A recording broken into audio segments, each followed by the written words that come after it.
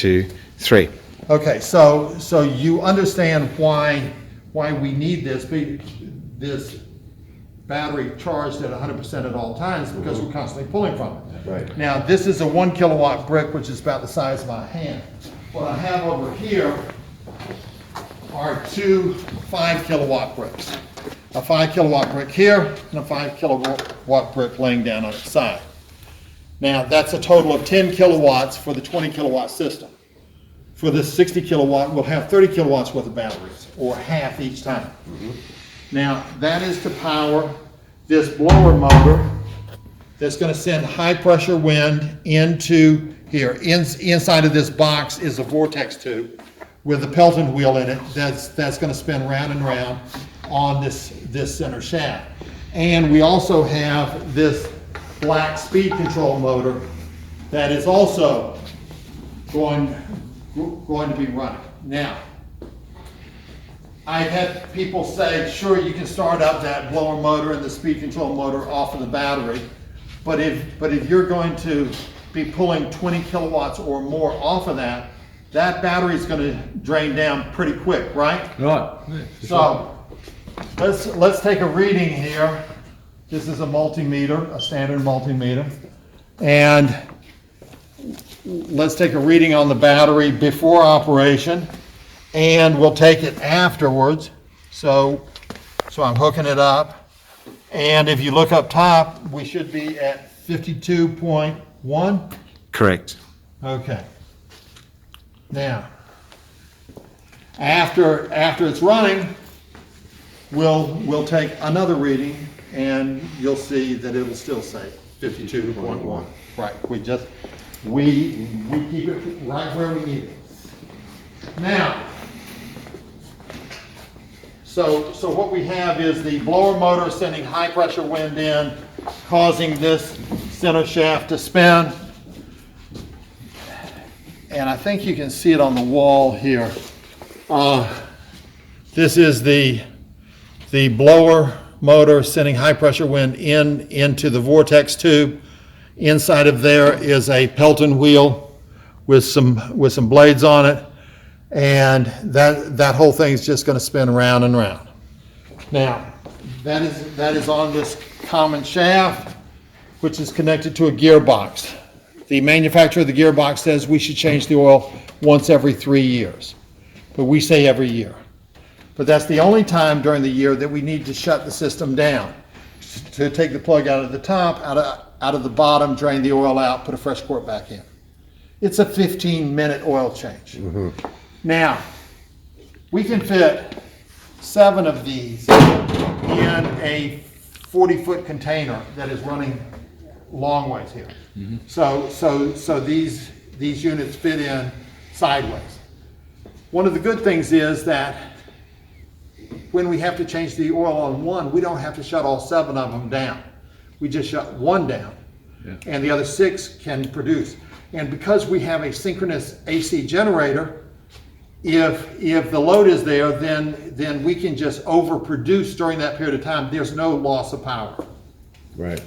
Now, this is the speed control motor that is going to keep all of this spinning at a constant speed.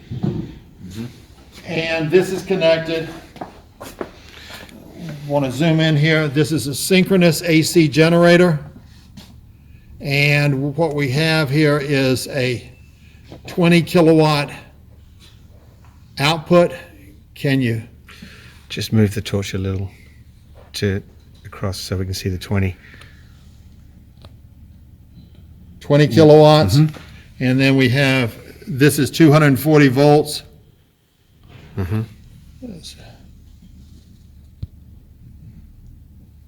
240 volts, single phase, 60 hertz at 1800 RPM. Now, if we want 50 hertz, then all we have to do is to set the speed control motor to turn at 1500 RPM, and it'll produce 50 hertz. 50 hertz. Now, as this is spinning at 1800, coming out the back here You're 60. is the 20 kilowatts. Now, all AC generators are rated at an 80% power factor. So what we do is we take the power coming out of here, run it along the bottom and into our power quality box. This is the power cube with the power comes in on the left, gets cleaned up with the capacitors Yep, to a 99% power factor. yep. And a THD, or total harmonic distortion, Yep, of less than 5%, which is pretty good. that's good, yep. Yeah, so with the power factor for those people that don't understand it, when you get your bill each month, you are billed for the total power. The problem is that you can't use the total power. Right. You KVA. right. Yep. Now you can only use the reactive power. Right, Now that is usually 80% of the total, right, but you get billed for the total. right. But that 20%, the technical name for it is called phantom power. You can't run light bulbs off of it. You can't run motors. You can't run anything It's useless. Yep. except to go on your bill. No, right. Yes. Yeah. Then it's worth about 20%. And a lot of utilities, they have a penalty of 90% of KVA, but there's a lot of utilities that charge 100% of KVA. Yeah. So, Right. and the total harmonic distortion, the three sine waves that are going up and down, the amount that they are out of sync on the high side, the low side, and the width, that is the THD, or the total harmonic distortion. On a good day, they say what you can get off the street is between 8 to 13%. I've seen 14 to 20% plenty of times. And that's the stuff that's going to blow out your electronics, that's going to blow out your motors, your light bulbs, and everything. And it's hard on a cap bank unless you have a harmonic filter on it. Right. Right. So the fact that we're cleaning it up to less than 5% THD, that's really good It's power. acceptable for sure. Yeah. In that range, yeah. Yeah, you're not gonna blow out light bulbs even. No. No. And this has its own revenue grade meter, so that we can monitor it 24/7 because it's got its own IP address. Right. So this all interfaces with your dashboard so that you will know exactly what is going on at all times. Now, that was for the single phase, for the 20 kilowatt. For It's a bigger cap bank, yeah. for the three phase 60 kilowatt, we got three phase in, three phase out, and the caps are larger for 60 than they are for 20. Sure. Okay?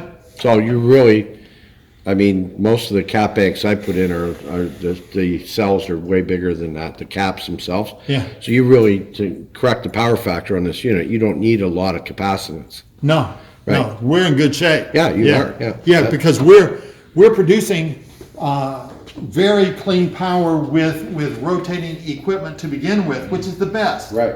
And anything we feed back into the grid, we've got inertia that is created into the grid, so we're actually helping the grid, utility yeah. a lot. You're cleaning up their power. Yes. And I tried to talk to some of them that they should pay us for that, and They're interested in doing that? they did just what you did. They just laughed. Okay. So Paul, when you clean up the power for the average person, does that make their electronics run better and run longer? Will it make the electric motor run better, run longer? Yeah, For takes care- example, takes care of it. for commercial or for residential? Yeah, and Motors run cooler, they use less power, less KVA. It's in unity. yeah, Right. So what you're doing is bringing those kilowatts and the KVA into unity. right. Okay. It is. So that helps the grid for everybody? Yeah, and I've seen people say that they have a piece of equipment and it blows up and they go, oh, this cheap piece of equipment. And the problem's really not their piece of equipment, It is the power that came in off of the street. Right. Yeah. And that's just North America, that's that bad. In Yeah. other places, other countries, it's It's much worse. worse, right? It's worse. But Okay, some usually- motors, some motors too, as the motors age, the power factor actually gets worse. So if you've got an old AC motor, the power factor, new they're 80, Yeah. but if it's Yeah. 15 or 20 years old, it could be in the 70s, That's or it right. could be in the 60s. So countries that are using diesel generators, sets, the power factor can be so bad it can really disrupt your electronics, all those kind of things. Right. I've got a guy that I've got their invoices here too.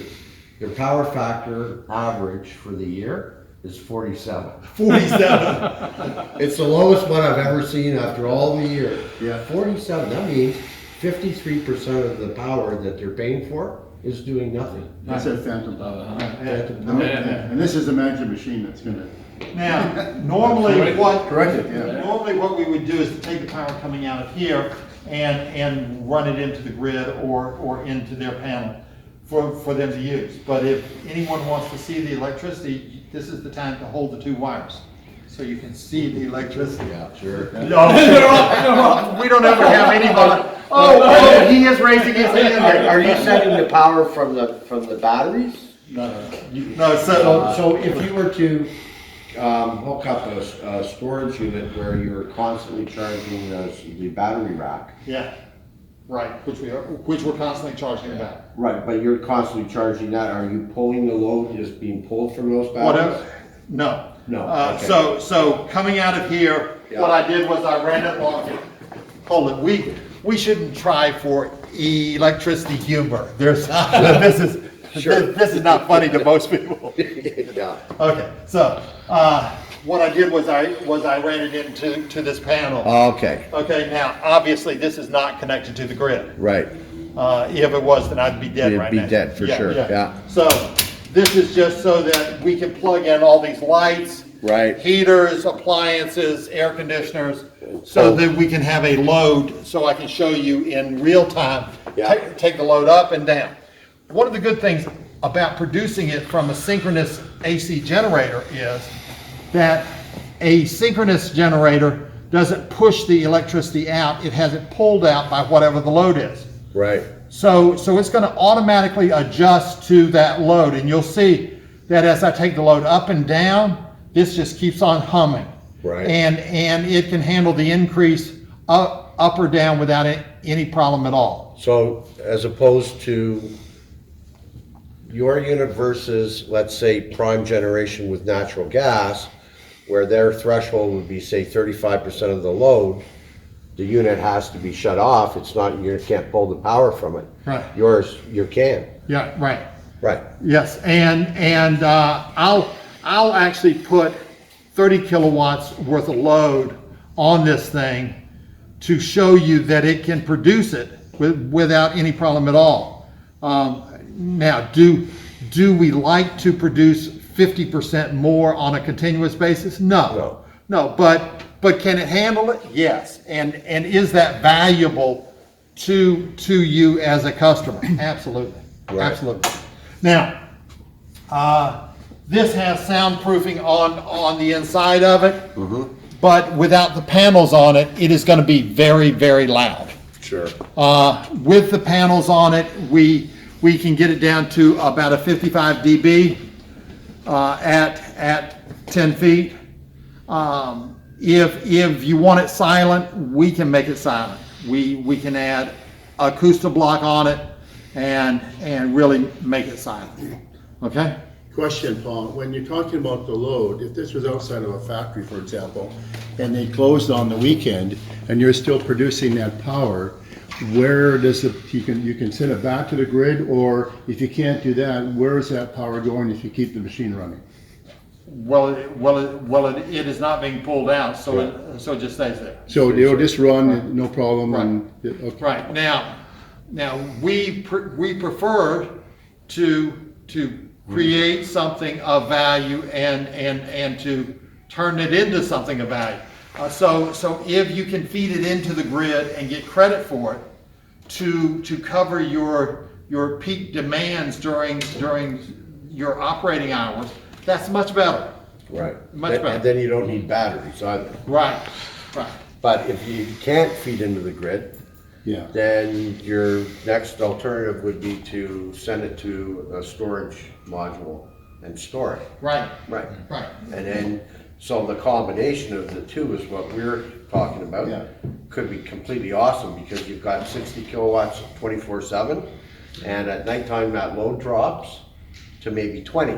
Well, that leaves 40 that's available to go to storage, and then you can use that storage, means you need less of these units. Right. Well, can you use the storage when you have a peak demand, for example? Absolutely. Yeah. And then you can pull from the battery, and if you need, you know, another 100 kilowatts per hour or something for X amount of hours, you can do that. That's right. But, yeah, so if there's a, something shuts down or whatever, or peaks up, you can use that storage. It could be a combination of. Yeah, okay, Yeah. okay. Let's grab some earpieces here. Once you're through, throw them in the trash. I saved mine from them. We believe in recycling Yeah. everything except for the earplugs. Okay.